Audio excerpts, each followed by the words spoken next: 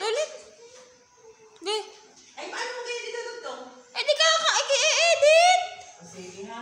Eh, pag gumulan din, lalo ko walang matapos. Ingay ng ulan. Sabing tapusin mo na yung motivation hanggang presentation. At nang pag natapos at pag may oras pa, edi ulit-ulit simula. Okay na, Now class, I have here, Now class, I have here a picture. And all I want you to do is to observe this picture. I will give you 5 seconds to observe the picture. Okay? Are you done? Yes. Now, what have you observed in the picture? Yes, Julia.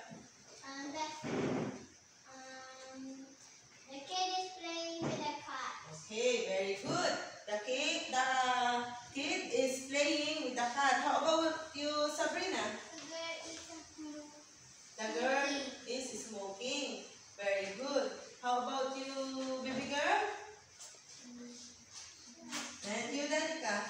There are happy. There are 2 kids. Okay. Now, who among you have a family? In your family has smoking? Yes, Danica. Girl. Who is your family smoking? Your father. And what do you feel when you smell the smoke? I cannot breathe properly. You cannot breathe properly. So, what do you think? Yes, Julia. What other activity do you have seen in the picture?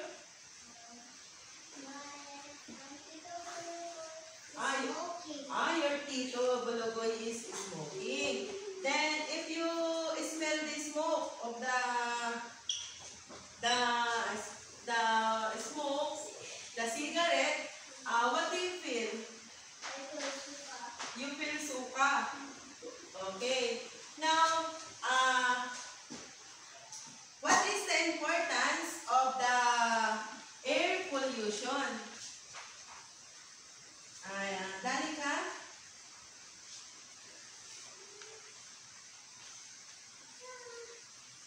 By the way, what is the effect of the cigarette or the smoking in your health? Yes, Julia? When you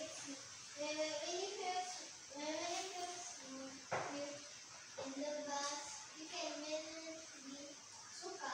Okay. And how about you, Danica? What is the possible effect of the cigarette to our health? Yes, baby girl. Might be sick. Yes, Julia? Might be sick. You might be sick. Okay. You might be sick. So, we need to keep our feet or our body to avoid in the environment with someone is smoking. So, we cannot smell the cigarette. Okay. And then, it is not healthy. So, to stay our body healthy, it is not healthy to a kid. So, you can avoid. Okay, you can stay away for someone who take a cigarette. Okay? You understand grade 1? Yes. Okay. Now, grade 1, I have here another picture. And all I want you to do is to observe this picture. Do you know how to sing a Twinkle Twinkle? Yes. Can you sing the Twinkle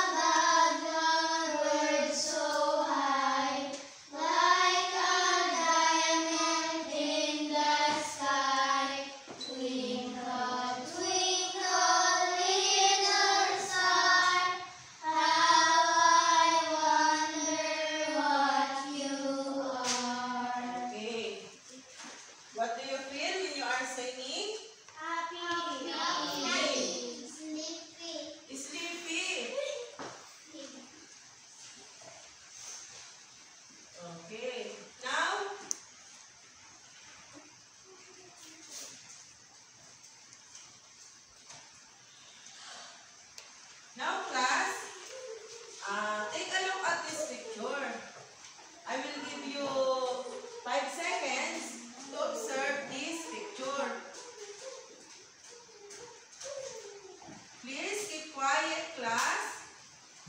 Look at the picture and observe the picture.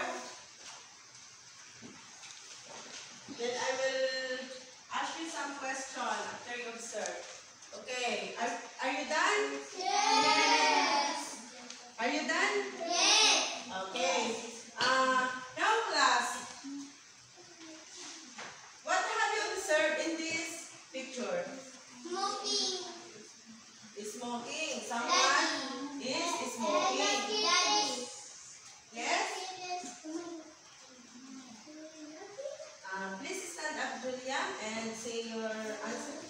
The kid is sleeping. Okay, the kid is sitting. How about you, Danica? There's has a family and the father is smoking. Okay, there has a family. You have a family? Yes. Okay. How do you feel with your family? Happy. Happy. How many siblings you have? Yeah?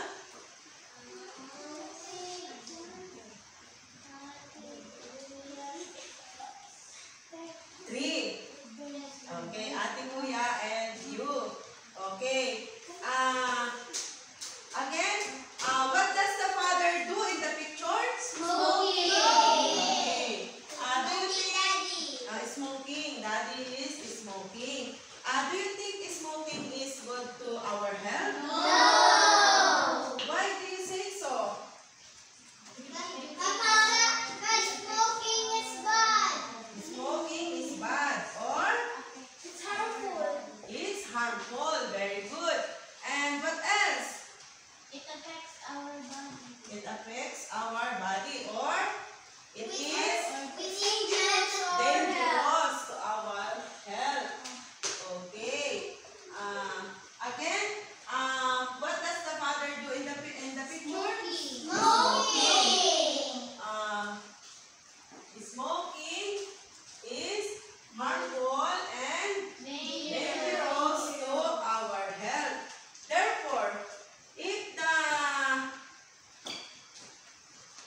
Therefore, what is smoking based on the picture?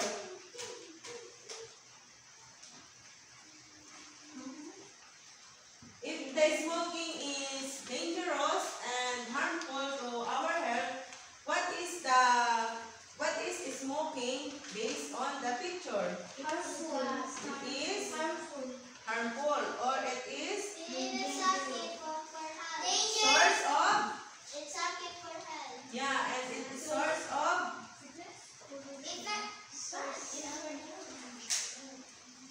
Source of pollution. okay. It is source of pollution. Then where do you see the place? Where do you see smoking is source of Air pollution. air pollution? Where do you see smoking? Where do you see smoking? What place? Where do you see the smoking? Inside? Inside our house. Our house. Very good. It is inside our house. If the smoking is inside our house, what do you think? Do you think it is indoor pollution or not? Indoor. Okay. It is indoor pollution. So again, what is smoking? Smoking is harmful and dangerous to our health. Now, if the smoking is inside the house and it is indoor pollution, therefore, what is smoking? Source of air pollution. Okay, very good. It is source of air pollution.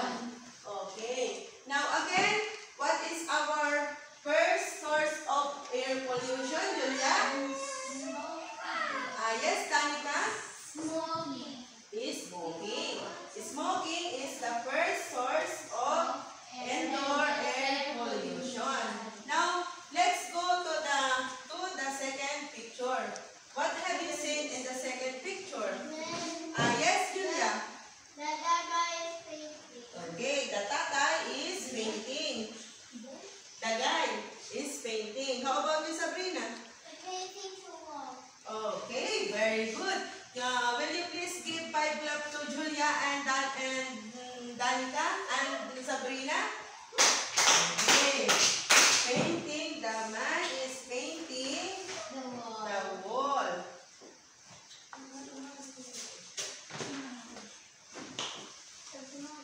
The man is painting the wall. Okay. And what do you think?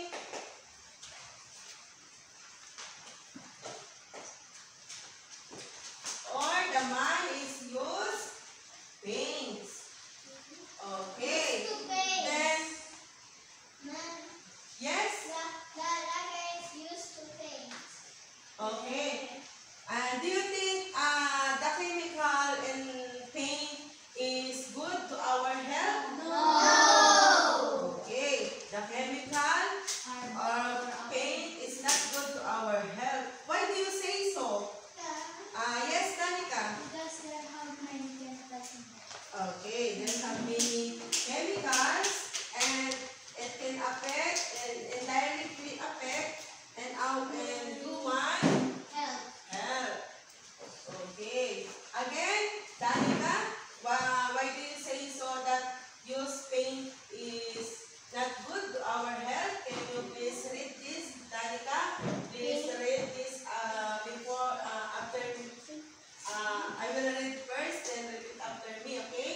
Paints Paints do have, who have contain contain harmful chemicals harmful chemicals that you which indirectly which indirectly affecting affecting human human health. health. Okay, very good. And where do you think the guy is painting? Where the place the guy is painting? In the house. In the house. Okay. In the room. In the the room. bahay. Or inside? The house. Inside the In the house. kitchen. Okay, very good. Don't answer chorus, please. Just raise your hand if you want to answer. Okay. Now, if the man paints inside the house, what do you think? It is indoor or out or not? It is indoor air or not? Okay, very good. It is indoor pollution. And now again, what is paint? If the paint, the using of paints is contain of harmful chemicals and affecting human health, and it is inside the house or indoor pollution. Again, what is using paint in the picture? Based on the picture, it is okay. Very good. It is a source of air pollution. And what do you think is the source of air pollution? What do you mean by the air pollution? Or how can you identify the air pollution? Okay. We can identify the source of air pollution like the smoking and paints. If it is Inside the house. okay, if it is inside the house. Okay. Will you please?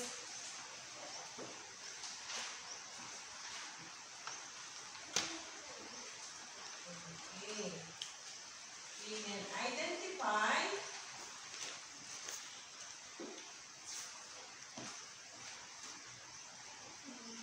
okay.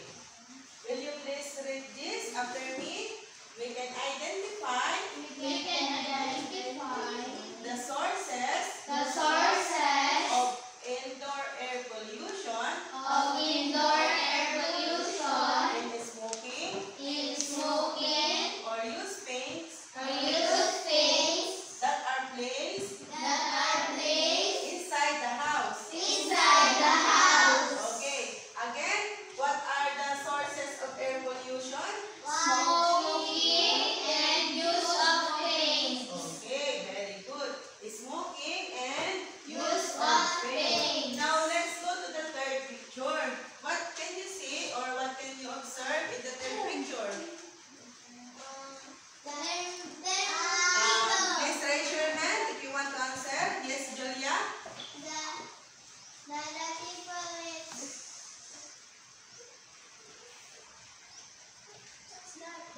Insect. Yeah. Spraying. Okay, very good. Give 5 clap to Julia. The bird is spraying the insect. How about you, then, Sabrina? What do you want to say? Okay, the girl is spraying the insect, or She's using something. she's using. Something to kill the insect. Okay, or Something insecticide spray. spray. Okay. Now, do you think spraying insect or insecticide spray is good to our health? Why do you say so?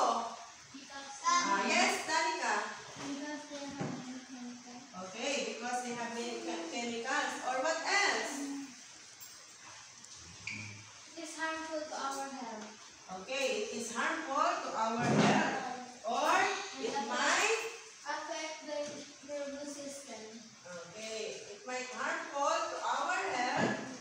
And yes, Jasmine.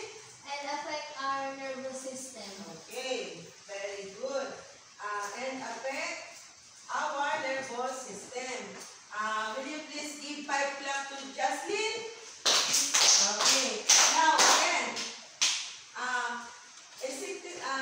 spraying insect or using insecticide spray is not good to our health because Why do you say so? Our health and affect our nervous system. okay, very good. Then where do you think the place where the girl is using the spray? Inside the room. Inside the room. Okay. Or inside the house. It's the plane. If using the spraying or insecticide spray is inside the house, what do you think? It is indoor or not? Yes, Julia. Yes. What? It is lunchtime. Not yet. Later, you wait for our lunchtime. Yes, Danica. You want to answer? If using the spraying or insecticide spray is inside the house, what do you think? It is indoor air or indoor pollution or not? Okay. Will you please repeat the answer of Danica? It is? Indoor. Okay, very good. It is indoor pollution. Now again, why do you say so that insecticide spray or spraying insect is not good to our health? Because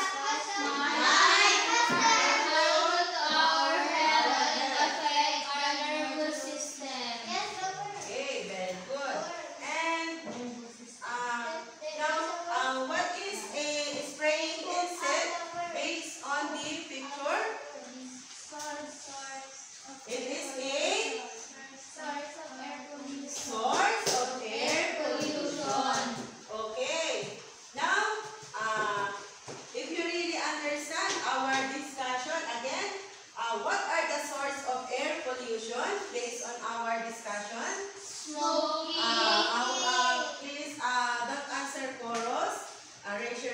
Danica?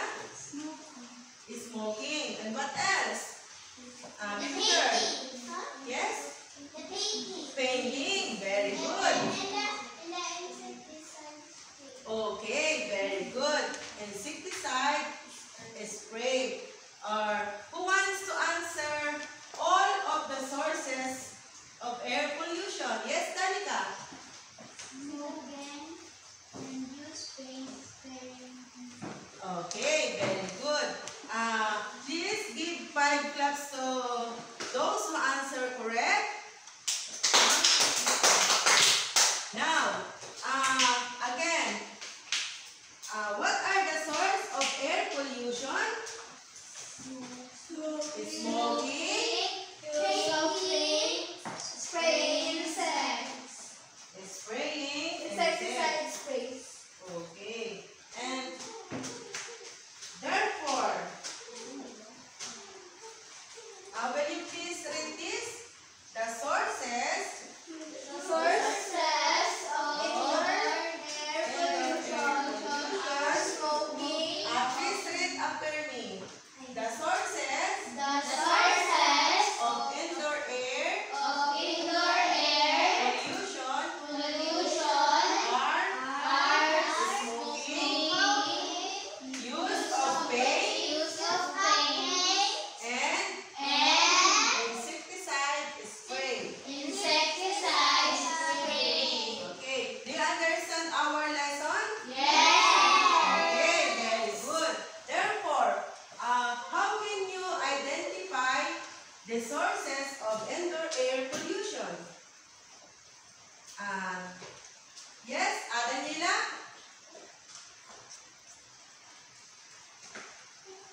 Please read after me, Daniela. Will you please stand up? We can identify the sources of indoor air pollution in smoking, use of paint, and insecticide spray that are placed inside the house. Okay, very good. Do you really understand our discussion? Okay. Please give 5 claps to yourself. Okay. Now, thank you and goodbye, children. See you tomorrow. Thank you, Ma'am Okay. Rosie.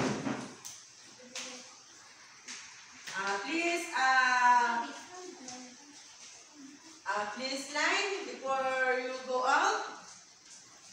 Form your line. Okay. Don't push other. Okay.